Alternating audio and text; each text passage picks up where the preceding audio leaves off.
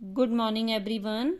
Last video में आपने राम कथा के 2 वरदान पाठ में पढ़ा था कि राम की राज्याभिषेक की तैयारी किस प्रकार से शुरू हो रही है। राजा दशरथ रामचंद्र जी को क्या क्या चीजें समझा रहे हैं।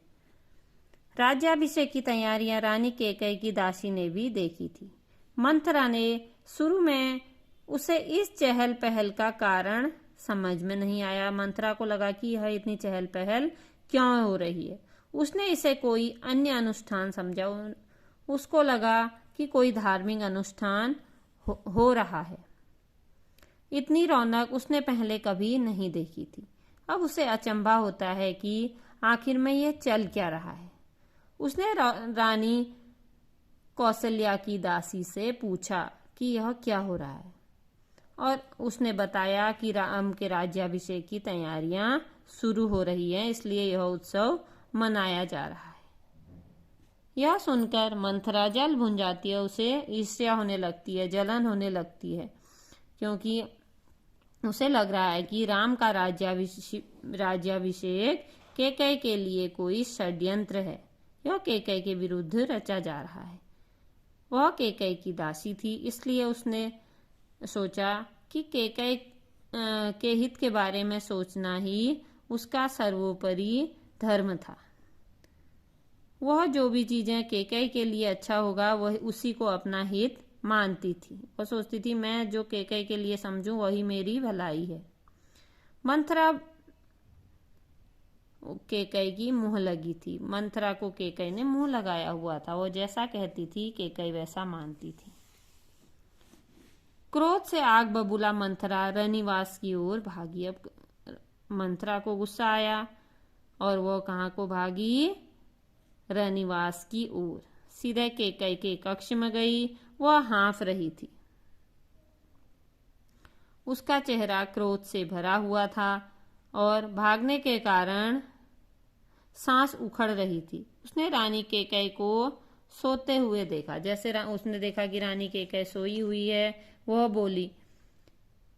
उसने कहा किसी तरह स्वयं को संभाला। उसने अपने आप को संभाला और कहा कि अरे मूर्ख रानी, उठ, तेरे ऊपर भयानक विपदा आने वाली है। और बोली कि तेरे ऊपर इतनी बड़ी विपदा आने वाली है और तू सोई हुई है।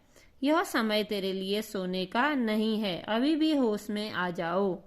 अब तुम्हारे ऊपर विपत्ति का पहाड़ टूटने वाला है, क्योंकि रामचंद्र जी को राज मिलने वाला है। इससे पहले जाग जाओ। रानी कैकेयी नींद से चौंक कर उठी।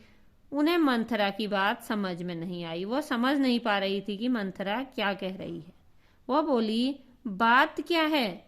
तुम इतना घबराई क्यों हो? बोली कि तुमको इतनी घबराहट क्यों हो रही है? तुम क्यों इतना घबराई हुई हो? सब कुशल से तो है ना? कैकेयी बोली, कैसा कुशल, कैसा मंगल? साथ सब अमंगल होने वाला है। तुम्हारे सुखों का अंत होने वाला है। महाराज दशरथ ने कल राम का राज्याभिषेक करने का निर्णय लिया है। अब राम युवराज होंगे। बोली कि अब राजा कौन बनने वाले हैं? रामचंद्र जी राजा बनेंगे और तुम्हारे लिए दुखों का पहाड़ टूटेगा। यह तो बहुत शुभ समाचार है। कैकेयी बोली, खुश होकर के बोली कि यह तो शुभ समाचार है। तुम ऐसा क्यों कह रही हो? और अपने गले का हार उतार कर उसने मंथरा को दे दिया कि इतना अच्छा शुभ समाचार लेके आई हो। मैं बहुत प्रसन्न हूँ। कैकेयी बोली, मैं बहुत प्रसन्न हूँ। रामचंद्र जी को राज जब मिल रहा है, राम युवराज पद के लिए हर तरह से योग्य है। बोली कि राम तो युवराज पद के लिए योग्य है, उन्हीं के लायक है ये राजा का पद। कैकेयी बोली, रानी तुम्हारी बुद्धि फिर गई है क्या? तुम्हारी मति मारी गई है? सवाल राम की योग्यता का नहीं है, राजा दशरथ के षड्यंत्र का है। बोली कि यह राजा दशरथ तुम्हारे लिए कोई षड्यंत्र रच रहे हैं, तुम्हारे अधिकार छीनने का है। अब बोली कि ये तुम्हारे अधिकार छीने जा रहे हैं। मंथरा ने वह हार दूर फेंक दिया।